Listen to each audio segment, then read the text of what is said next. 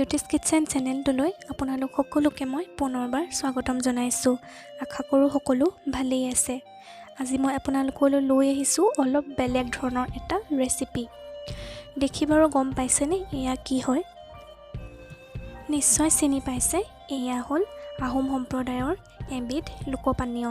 ইয়াক হাজপানী বুলি কোৱা হয় বা লোকলাও বা নামলাও, আৰু ইংলিছত ইয়াক কোৱা হয় ৰাইচ বিয়েৰ। বনাবলৈ একেবাৰে সহজ আৰু ঘৰতে বনাব পাৰি। আমাৰ ঘৰত বাৰু তেনেকৈ ইমান বনোৱা নহয়, কিন্তু মই আপোনালোকক দেখুৱাবলৈ এয়া ভিডিঅ'টো কৰিছোঁ। একচুৱেলি ভিডিঅ'টোৰ কাৰণেই এয়া বনোৱা হ'ল, আৰু বহুত ধুনীয়াকৈ বহুত মানুহৰ ঘৰতে বনায়, বিশেষকৈ আহোম মানুহৰ ঘৰত, আৰু মই কেতিয়াবা নিশ্চয় দেখুৱাম তেনেদৰে বনোৱা। ঠিক আছে, তেনেহ'লে দেৰি নকৰি আজিৰ ভিডিঅ'টো আমি আৰম্ভ কৰোঁ। সাজপানী বনাবলৈ মই লৈছোঁ এয়া বৰা চাউল। মই চাউল জোখা কাপটোৰে 3 কাপ ল'ম বৰা চাউল। মই দুবিধ চাউলৰ দেখুৱাম, এয়া বৰা চাউল আৰু এবিধ দেখুৱাম যিটো ভাত খোৱা চাউল, সেই চাউলবিধ ব্যৱহাৰ কৰি বনোৱা। কিন্তু সেইটো একেই প্ৰচেছ, খালি চাউলটোহে বেলেগ। আপোনালোকে চাই যাওক। এয়া মই চাউলখিনি এতিয়া ধুই লৈছোঁ ভালদৰে ধুই ল'ব লাগিব চাফা কৰি। আপোনালোকে বৰা চাউলৰ পৰা যদি সাজ বনায় তেতিয়া বহুত মিঠা হ'ব। আৰু এয়াই লৈছোঁ এটা প্ৰেছাৰ কুকাৰ, তাত লৈছোঁ পানী প্ৰয়োজন অনুসৰি, যিমান প্ৰয়োজন হয় ভাতখিনি বনাবলৈ। এতিয়া মই ইয়াত চাউলখিনি দি দিছোঁ, বৰা চাউল দিছোঁ। কৈছিলোঁ নহয় 3 কাপ দিছোঁ বুলি, আৰু হেতাখনে দেখিছেনে দেখুৱাই দিছোঁ কিমানটো জোখলৈকে পানী লৈছোঁ। আপোনালোকে নিজৰ প্ৰয়োজন অনুসৰি পানী লৈ ল'ব। এতিয়া মই প্ৰেছাৰৰ মুখনিখন বন্ধ কৰি দিছোঁ। এয়া মই প্ৰেছাৰ কুকাৰত বনাইছোঁ, আৰু এটা চিটি অহাৰ পিছত ৰাখি দিলোঁ। এয়া মোৰ চিটি আহিলে আৰু চিটিটো গ'ল। এতিয়া ভাতখিনি উলিয়াই দেখুৱাইছোঁ। বেছিকৈ বনোৱা নাই, এয়া কেৱল ভিডিঅ'টোৰ কাৰণেহে যিহেতু বনোৱা হৈছে। এনেদৰে লৰাই লৈছোঁ, চাই যাওক। আচলতে ভাতটো তলত লাগি ধৰিলে ভাল, যেতিয়া ৰঙা ৰঙা হৈ যায় যে, সেইখিনিৰ পৰা মানে ৰহি কালাৰটো বহুত ধুনীয়া আহে। কিন্তু এতিয়া বাৰু তেনেকৈ আমি কৰা নাই। এয়া ভাতখিনি সিজি গ'ল। অলপ হেতাখনেৰে এনেদৰে লৰাই ঠাণ্ডা কৰিব লাগিব এতিয়া ভাতখিনি, কাৰণ গৰমে গৰমেতো বনাব নোৱাৰি। আচলতে এটা হ'ব লাগে ভাতবোৰ, তেতিয়াহে ভাল। এতিয়া চুব পৰা হ'ল অলপ। এতিয়া মই ইয়াত পানী দি লৈছোঁ, আৰু পানী দি এতিয়া মই ভাতখিনি ঠাণ্ডা কৰি ল'ম। ঠাণ্ডা ভাতৰ পৰাহে যিহেতু বনোৱা হ'ব। এনেদৰে পানী দি সানি যাম আৰু ভাতখিনি ঠাণ্ডা কৰি যাম। সকলোৰে ভাজ বনোৱাৰ প্ৰচেছটো অলপ বেলেগ বেলেগ, চাই যাব। এয়া মই এনেদৰে সানি লৈছোঁ। এতিয়া মই ইয়াত দিব লাগিব সাজৰ মেইন ইনগ্ৰিডিয়েণ্ট, আৰু সেইটো হৈছে এয়া সাজৰ গুটি। এয়া মই 2টাৰ আধা লৈছোঁ সাজৰ গুটি, সৰু সৰু চাইজৰ। যদি ডাঙৰ গুটি পায় তেনেহ'লে গুটিটো অকণমান দিলেই হ'ব, কাৰণ মই এয়া বেছি চাউলে বনোৱা নাই। চাউল বেছি ল'লে অৱশ্যে বেছি দিব লাগিব। এনেকুৱা সৰু গুটি 2টাৰ আধা দিলেই হ'ব। এয়া মই এইখিনি এনেদৰে গুড়ি কৰি ল'লোঁ, আৰু আকৌ মই এতিয়া অলপ পানী দিম, আৰু এই যে সাজৰ গুটিখিনি লৈ লৈছিলোঁ, এই দি সানি যাম ভাতখিনি ভালদৰে। এই গুটিবিধ গাঁও অঞ্চলত আপোনালোকে কিনিবলৈ পাব। বহুতো অসমীয়া দৰৱ আছে, সেই দৰৱ দি এই গুটি প্ৰস্তুত কৰা হয়, সাজৰ গুটি। আৰু এই গুটিটোৰ পৰাই সাজখিনি আচলতে খাবলৈ ভাল হয়। গুটিৰ ওপৰতে নিৰ্ভৰ কৰে যে আপোনাৰ সাজখিনি টেঙা হ'বনে, মিঠা হ'বনে, কি হ'ব। কেতিয়াবা গুটি বেয়া হ'লে সাজো বেয়া হৈ যায়, সেইকাৰণে ভালদৰে চাই চিতি ল'ব। এতিয়া মই গুটিখিনি ভালদৰে মিক্স কৰি ল'ম। গোটেইখিনি দি দিলোঁ, আৰু ভালদৰে এতিয়া সানি ল'ম। মোৰ এয়া ভালদৰে সানি হৈ গ'ল আৰু এতিয়া মই এইখিনি ৰাখি দিম ছদিনৰ কাৰণে। আচলতে এয়া খেৰেদি ঢাকিব পাৰিলে ভাল, কিন্তু যিহেতু এতিয়া বৰ্তমান মোৰ ওচৰত খেৰ নাই, সেইকাৰণে মই কাপোৰ এখনৰ সহায়তে এনেদৰে ঢাকি ৰাখিম। আচলতে এনেদৰে ঢাকি ৰাখিলে গৰম ভাৱটো পোৱা যায় আৰু সেইকাৰণে সাজ ভাল হয়। আৰু প্ৰেছাৰ কুকাৰতে বনাইছোঁ, কাৰণ মোৰ ওচৰত এতিয়া মাটিৰ বাচন নাই বা পাচিও নাই, এইবোৰ একো নাই, সেইকাৰণে প্ৰেছাৰ কুকাৰতে বনাইছোঁ। আপোনালোকৰ ওচৰত যদি থাকে খেৰ বা মাটিৰ বাচন, তেতিয়া আপোনালোকে সেইবোৰে ব্যৱহাৰ কৰিব পাৰিব। এয়া মই 3 দিনৰ পিছত দেখুৱাইছোঁ আপোনালোকক। সাজখিনি তৈয়াৰ হ'বলৈ ধৰিছে, কিন্তু এতিয়াই সম্পূৰ্ণ হোৱা নাই, আৰু 3 দিন ৰাখিব লাগিব, সম্পূৰ্ণ 6 দিন। দেখিছেনে এয়া ৰস ওলাইছে, মানে ৰহি, আৰু মানে সাজখিনি মোৰ ধুনীয়াকৈ তৈয়াৰ হৈ আছে। এতিয়া মই এইখিনি আকৌ 3 দিনৰ কাৰণে ৰাখি দিম। আৰু ভাতটো অলপ ৰঙা ৰঙা কৰিলে ৰহিটো হালধীয়া ৰঙৰ হয়। এতিয়া যিহেতু মোৰ ৰঙা নাই কৰা ভাত, সেইকাৰণে হালধীয়া নাই হোৱা। এতিয়া মোৰ 6 দিন হৈ গ'ল, আৰু 6 দিনৰ পিছত মই এয়া আপোনালোকক দেখুৱাইছোঁ। চাওকচোন, এয়া ৰহি ওলালে। যিহেতু মই চাউল বেছি পৰিমাণে নাই লোৱা, সেইকাৰণে ৰহিও কমকৈ ওলাইছে। বেছি চাউল ব্যৱহাৰ কৰিলে বেছিকৈ ওলাব। এয়া এইখিনি ওলাই গ'ল, আৰু এইখিনি খাবলৈ বহুত মিঠা হয়। এতিয়া মই এইখিনি গ্লাছ এটাত উলিয়াই লৈছোঁ। আপোনালোকে পাৰিলে ভাতটো ৰঙা কৰিব, মানে তলত তিয়াব, তেতিয়া ৰহিখিনি কালাৰটো বহুত ধুনীয়া হয়। দেখিছেনে কিমান পৰিমাণে ৰহি ওলাইছে? এনেদৰে কৰি কৰি ৰহিখিনি উলিয়াই ল'ব পাৰিব, আৰু ৰহি ওলোৱাৰ পিছত এইখিনি পানী দি চেপি খাব পাৰিব। এয়া হ'ল মিঠা সাজ। মই গ্লাছটোত ৰহিখিনি কাঢ়ি ল'লোঁ, আৰু তাৰপিছতো এয়া প্ৰেছাৰত ৰৈ গৈছে ইয়াৰ ৰসটো, আৰু এইখিনি মই এনেদৰে থাকিবলৈ দিম, পিছত এয়া খাব লাগিব যিহেতু। এতিয়া ৰহিখিনি চাওক, উলিয়াই ল'লোঁ, কিমান ধুনীয়া লাগিছে।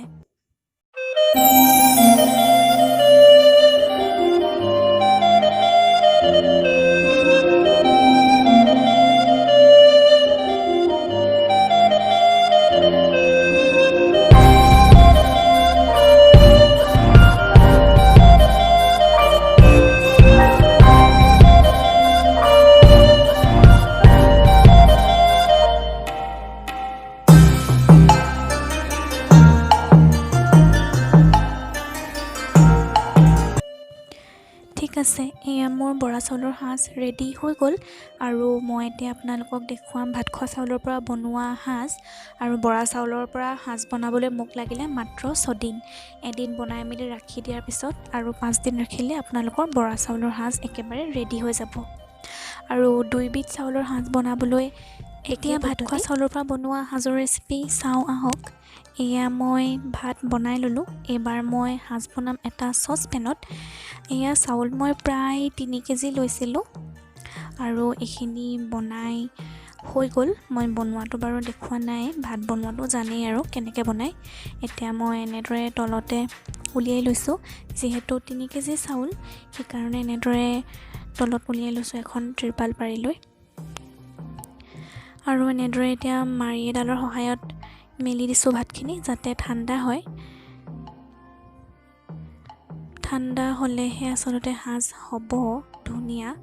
আৰু দেখিছেনে, এয়া মই চাউল মানে ভাত অলপ তলত লাগি ধৰিলে, আৰু এনেদৰে আচলতে লাগি ধৰিলেহে সাজৰ যিটো ৰহি ওলায়, সেই ৰহিটো হালধীয়া ৰঙৰ হয় আৰু বেছি সোৱাদ হয়। এনেদৰে এতিয়া মই মেলি ৰাখি দিম 20 মিনিটমানৰ কাৰণে, যেতিয়ালৈকে মানে এই ভাতখিনি ঠাণ্ডা নহয়। আৰু দেখিছেনে, ভাতটো কিন্তু এনেকুৱা জৰজৰীয়া হ'ব লাগিব। মই এনেদৰে হাতাখনেৰে দেখুৱাই দিছোঁ। ভালদৰে ভাতখিনি ভাঙি ল'ব, আৰু মানে গোটা হৈ থাকিলে ভাঙি ল'ব, আৰু এনেদৰে মেলি ল'ব। আৰু এয়া লৈছোঁ মই সাজৰ দৰৱ। এই দৰৱ মই লৈছোঁ, সেইদিনাখন বনাইছিলোঁ, মানে বৰা চাউলৰ সাজত লৈছিলোঁ মই 2টা দৰৱ। এতিয়া মই ল'লোঁ, যিহেতু 3 কেজি চাউল লৈছোঁ, সেইকাৰণে মই সৰু সৰু গুটি 5টা লৈছোঁ। সাজৰ গুটিকেইটা ভালদৰে গুড়ি কৰি লৈ এতিয়া মিলাব লাগিব। সাজৰ গুটিটো যদি ডাঙৰ হয় তেনেহ'লে এটা ডাঙৰ সাইজৰ সাজৰ গুটি হ'লে এটা ল'লেই হ'ব, কাৰণ মানে বহুত ডাঙৰো পায় যে। কিন্তু মই এতিয়া সৰু সৰু লৈছোঁ, সেইকাৰণে মই 5টা নে 6টা ল'লোঁ। আচলতে ভিডিঅ'টো বনোৱা অলপ দিন হ'ল, সেইকাৰণে পাহৰি গ'লোঁ। 5টা বা 6টাই হ'ব। এতিয়া মই ঠাণ্ডা হ'বলৈ ৰাখি থৈছিলোঁ যে ভাতখিনি, এই ভাতখিনিতে এতিয়া মই সাজৰ গুটিখিনি দি এনেদৰে দি লৈছোঁ আৰু এতিয়া মই এইখিনি ভালদৰে সানিব লাগিব। সাজৰ গুটি বনোৱা হয় বহুতো বনৌষধি ব্যৱহাৰ কৰি, এয়া সকলোতে পোৱা নাযায়। আপোনালোকে এই গুটিটো কিনি আনি ঘৰতে ধুনীয়াকৈ সাজ বনাব পাৰিব। সাজৰ গুটি বনাবলৈ যিবোৰ বনৌষধ লাগে সেয়াটো সাধাৰণতে বিচাৰি পোৱা নাযায়, এয়া অলপ হাবি অঞ্চলতহে পোৱা যায়। নহ'লে মই সেয়াও আপোনালোকক দেখুৱালোহেঁতেন, যিহেতু এতিয়া সেই বনৌষধিবোৰ নাই, সেইকাৰণে মই বনাই দেখুৱাব নাই পৰা। মই দেখুৱাৰ ধৰণে আপোনালোকেও কৰি যাব। এনেদৰে মিহলাই ল'লেই হ'ব সাজৰ গুটিখিনি। সাজৰ গুটিখিনি দি সানি লৈ হোৱাৰ পিছত মই এতিয়া ইয়াত পানীও দি দিছোঁ। বৰা চাউলৰ পৰা সাজ বনাওঁতেও মই পানী দিছিলোঁ, আপোনালোকে দেখিছিলে। এতিয়াও চেম কৰিম, এনেদৰেই পানী দি আৰু সাজৰ গুটি দি ভাতখিনি ভালদৰে সানি ল'ব লাগিব। এটা কথা মন কৰিব যে ভালদৰে গুটিখিনি গোটেই ভাতখিনিৰ লগত মিলাব লাগিব, তেতিয়াহে কিন্তু আপোনাৰ পাৰফেক্ট সাজ তৈয়াৰ হ'ব। এনেদৰে কৰি কৰি গোটেইখিনি সানি লোৱাৰ পিছত মই আকৌ ৰাখি দিম চচপেনতে ভৰাই, একেই প্ৰচেছ 6 দিনৰ কাৰণে। সাজৰ গুটিটো যদি চুকটো বেছি নাথাকে তেতিয়া 10 দিনমানো লাগিব পাৰে। এয়া আচলতে গুটিৰ ওপৰত নিৰ্ভৰ কৰে, সাজৰ গুটিটোত কিমান চুক আছে। যিমান বেছি সাজৰ গুটিটো ভাল হ'ব, সিমান সোনকালে আপোনাৰ সাজখিনি তৈয়াৰ হ'ব। পানী আৰু সাজৰ গুটি ভাতখিনিত মোৰ ভালদৰে মিহলাই হৈ গ'ল, আৰু এতিয়া মই চচপেনটোত আকৌ সানি লোৱা ভাতখিনি ভৰাই দিলোঁ, আৰু এতিয়া এইখিনি মই আকৌ ৰাখি দিম 6 দিনৰ কাৰণে ভালদৰে ঢাকি লৈ। ওপৰত অলপ পানী ছিটিয়াই দিছোঁ, এনেদৰে ভাতখিনি সমান কৰি দিছোঁ, আৰু যেতিয়া সাজ লাহে লাহে হ'বলৈ আৰম্ভ কৰিব, এটা ধুনীয়া মিঠা গোন্ধ পাব আপোনালোকে, সাজ গোন্ধাই থাকিব। এনেদৰে থৈ লৈ ঢাকনখন লগাই 6 দিনৰ কাৰণে ৰাখি দিলেই হ'ব। 6 দিনৰ পিছত এয়া দেখুৱাইছোঁ, মোৰ এয়া সাজ তৈয়াৰ হৈ গ'ল, দেখিছেনে? ধুনীয়াকৈ উলিয়াই লোৱা হৈছে এয়া বাতি এটাত, আৰু এইখিনি মই এতিয়া পানী দিম। বাতি এটাত উলিয়াই ল'লোঁ, এতিয়া মই খোৱা পানী দি ভালদৰে এইখিনি মিলাই ল'ম। মিলাই লৈ এয়া ৰাখি দিম আধা ঘণ্টামানৰ কাৰণে, যাতে সাজৰ ৰসটো পানীত মিহলি হৈ যায়। আৰু এনেদৰে কৰিলে ইয়াক কোৱা হয় চেপা সাজ বুলি। এনেদৰে মই ঢাকি ৰাখি দিম আধা ঘণ্টাৰ কাৰণে। আধা ঘণ্টা হৈ গ'ল, আৰু এতিয়া মই এইখিনি চেকি ল'ব লাগিব, মানে চেপিব লাগিব, যিহেতু এই সাজখিনি এনেদৰে চেপি লোৱা হয়, সেইকাৰণে ইয়াক কোৱা হয় চেপা সাজ বুলি। এনেদৰে চাকনি ব্যৱহাৰ কৰি চেপি ল'ব, আৰু এয়া মোৰ চেকি হৈ গ'ল, আৰু এয়া মোৰ সাজ ৰেডি খাবলৈ, বগা বগা সাজ, হয়নে?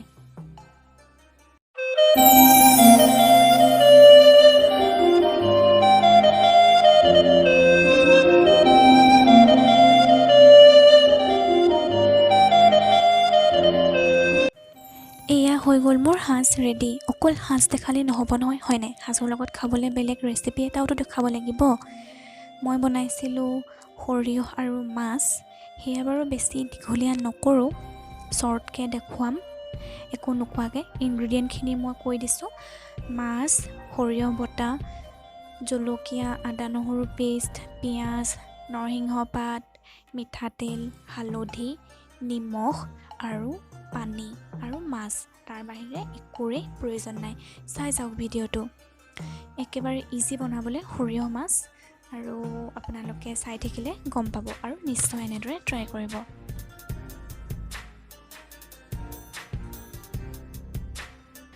প্ৰথমতে মই গোটেইখিনি বস্তু ৰেডি কৰি ল'লোঁ। সৰিয়হ, আলু, পিঁয়াজ, নহৰু, আদা, নৰসিংহ, জলকীয়া, পানী, মিঠাতেল সকলোখিনি। প্ৰথমতে মাছখিনি ফ্ৰাই কৰি ল'লোঁ নিমখ হালধি সানি। তাৰপিছতে কেৰাহীত দিলোঁ মিঠাতেল, তাত দিলোঁ পিঁয়াজ, নহৰু, আদা, জলকীয়া আৰু নৰসিংহ পাত। তাৰপিছতে অলপ দেৰি সিজাৰ পিছত তাত দি দিলোঁ পানী অকণমান, যাতে সোনকালে সিজি যায়। আৰু তাৰপিছতে তাত মই দি দিলোঁ সৰিয়হ বটাখিনি, সৰিয়হ যে পিচি লৈছিলোঁ সেয়া। তাৰপিছতে সেই সৰিয়হখিনি সিজিবলৈ দি তাত অকণমান হালধি, ৰেড চিলি, জিৰা, ধনিয়া, মিট মছলা, যি মছলা ব্যৱহাৰ কৰিব বিচাৰে আপুনি সেয়া দিব পাৰিব। বেছি বেছি নল'ব, অকণমান ল'ব।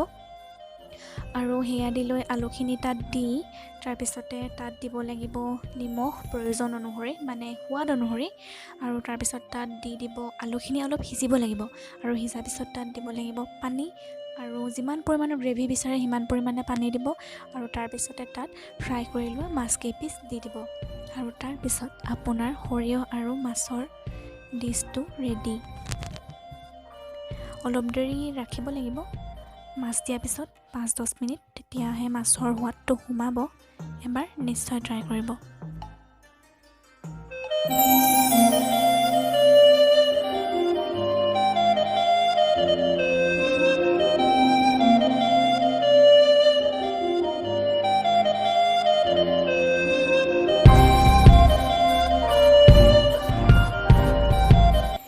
এয়া হৈ গ'ল সাজৰ লগত খাবলৈ সৰিয়হ আৰু মাছৰ এখন তৰকাৰী।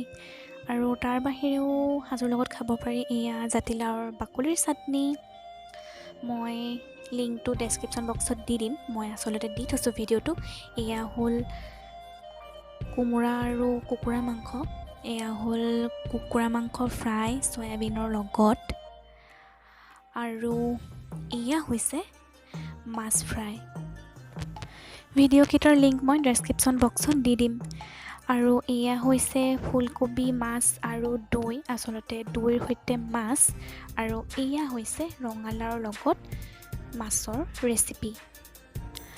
ৰঙালাও আৰু মাছৰ ৰেচিপিটো আপোনালোকক মই থুলমূলকৈ দেখুৱাই দিওঁ, চাই ল'ব। আৰু যদি ভাল লাগে মোক ক'ব, এয়া মই ভালদৰে দেখুৱাম। কোমোৰা আৰু কুকুৰা মাংসৰ ৰেচিপিটো বাৰু নাই দিয়া, সেইটো অতি সোনকালে দিম। এতিয়া আহক চাই লওঁ আমি ৰঙালাও আৰু মাছৰ ৰেচিপিটো।